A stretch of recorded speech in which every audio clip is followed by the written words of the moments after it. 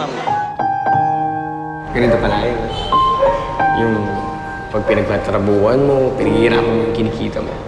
Yung wala kang nilokong tao, wala kang nagagrabyado ng tao. Sabi ko naman kasi sa'yo eh. Ikaw kung ano pang sinasabi mo yun, may malalaman ka pang pasikot-sikot dito. Pakiramdam ko, dito ako magbabagong buhay. Dito ako magsisimula.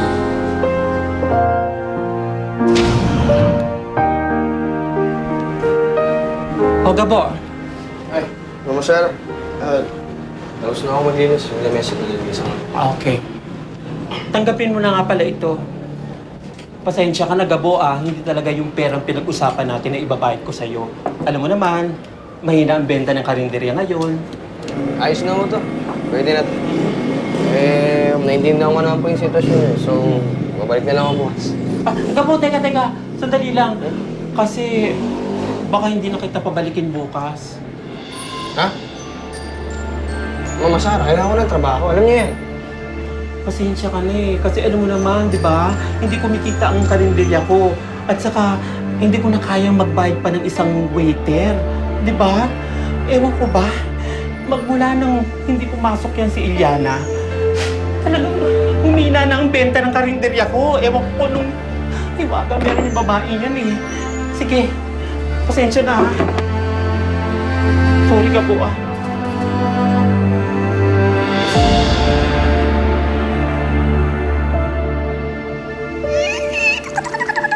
Ay, naku, Iliana, naku, tignan mo to, tignan mo to, tulungan mo ako, ay, naku, Lord, o, tignan mo, ha, papakita ko sa'yo, ha,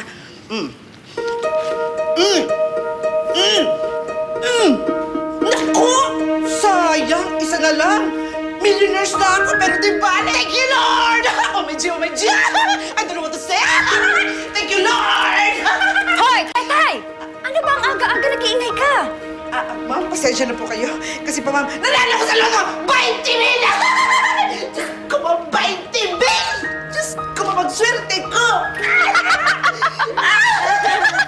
Yun lang ba? Opo. O, bumalik ka na sa kusina. Pag milyonaryo ka na, doon ka magtatalon. Ingay nito. Hoy! Sama mo to. Ayoko nang doon kang nagpapakalat-kalat sa pamamahay ko. Hindi na nahiya. Diyos ko, 20 mil! 20 mil? Tuwan-tuwa. Saglit ng ate, Parang, di ka ba nagtataka? Wala ka ba napapansin? Etong mga ilang araw na to, parang tuloy-tuloy yung pasok ng swerte dito sa bahay natin, di ba? Una, yung paglawak ng snake farm natin, tapos nasundan niya nung pagka-aproba nung loan natin sa bangko. Ultimo yung anak mo, si Margarita, di ba? Natanggap dun sa audition niya sa pag-model. Tapos pagkatapos nun, si Tetay, ultimo si Tetay yung katulong natin, nahawa na sa swerte natin. Teka lang, Ano ka ba? Hindi ka na nasanay?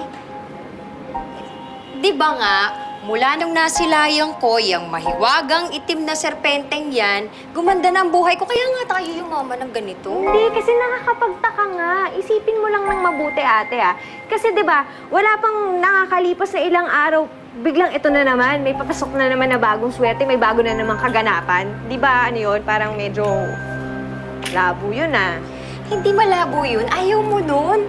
Ibig sabihin talaga mabisa yung kapangyarihan ng mahiwagang itim na serpente na yan. Biruin mo, ilang taon na ba? Simula nung masilayan ko yan hanggang ngayon, patuloy ang pagdaloy ng swerte. Maging masaya ka na lang. Halika na, doon na tayo sa opisina mag-almusal. Bilisan mo. Huwag ka na mag-isip dyan.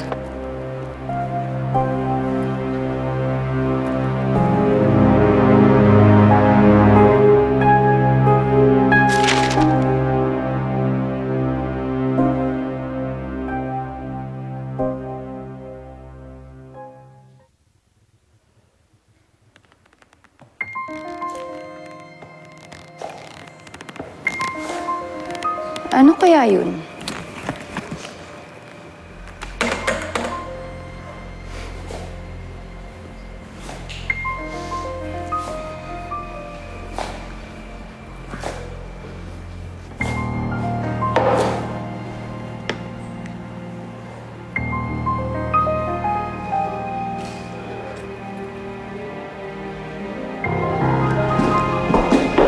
Why do you have my cell phone?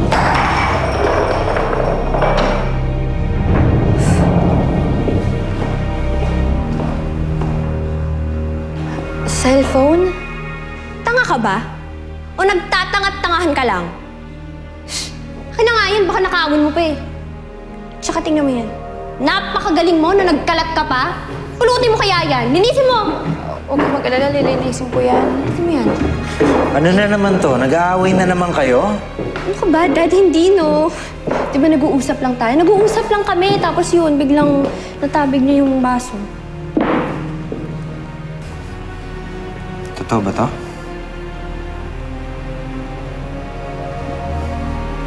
Opo, Mang Eman. Pasensya na po, ha. Lilinisin ko na lang po. Oh! Ma, Dad! Tignan mo, nakakalakit na siya without her clutches. Meaning, okay na yung paa niya. Meaning, pwede na siyang lumayas. Pwede siyang umalis sa bahay natin.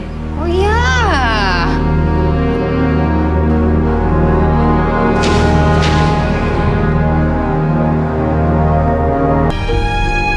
Alam mo, Eliana, di naman kailangan madaliin yung pag-alis mo eh. Emma naman, nakita mo naman nakakapaglakad na siya. Di ba malinaw naman ang usapan, kapag nakakapaglakad na ng matino, aalis na siya. Oo nga naman, Dad. Tsaka, baka naman may mga naghihintay sa kanya sa labas, di ba? Eliana, gusto mo na bang umuwi? Opo, Mang Eman. Sigurado na po. Baka hinahanap na rin po ako ng mga kasama ko eh.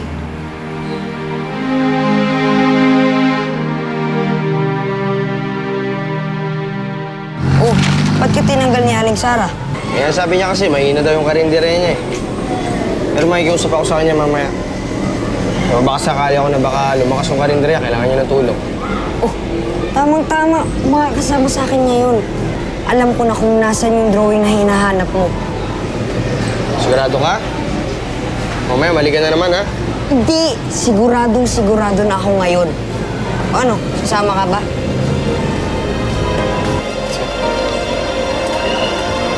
Pamilya ka ba sa lugar na to? Opo, Mang Eman. Doon po kami nagtatrabaho ni Gabo. Malapit na po tayo. Didiretsuhin lang po natin yun. Halika po.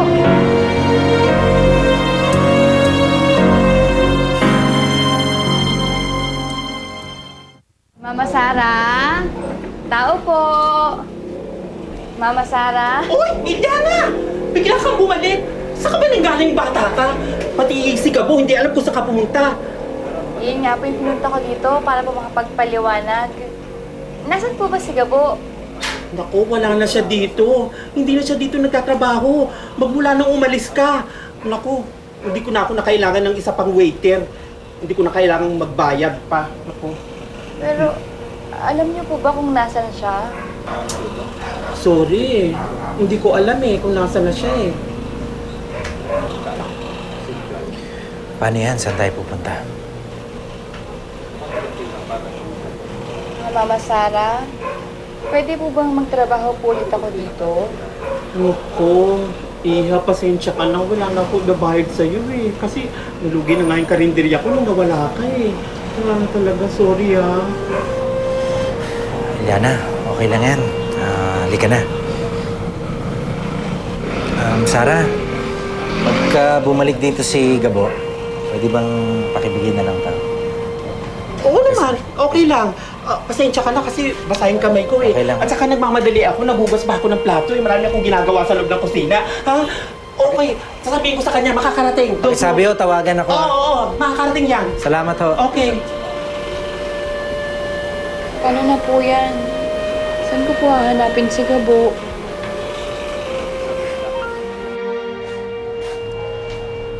Sabihin mo nga sa akin, anong ginagawa natin dito sa likod?